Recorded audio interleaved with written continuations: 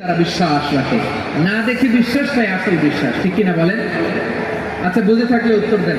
আমার হাতে 3টা চকলেট নিয়ে যদি আমি বলি এই যে আমার হাতে চকলেট, তুমি বিশ্বাস করো? আপনি তো বলবেন করি, কারণ চকলেট তো দেখা যায়, বিশ্বাস না করে যাবেন কই?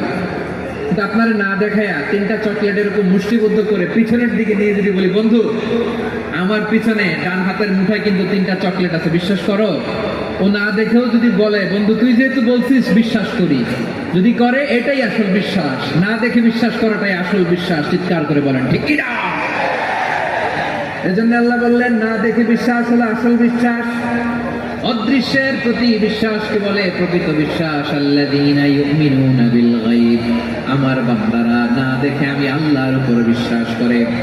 এবার বিশ্বনবী বললেন 6টি মৌলিক কর্মসূচির সারমর্মের নাম যেমনি হলো ইসলাম, ঠিক তেমনি 6টি মৌলিক বিশ্বাস।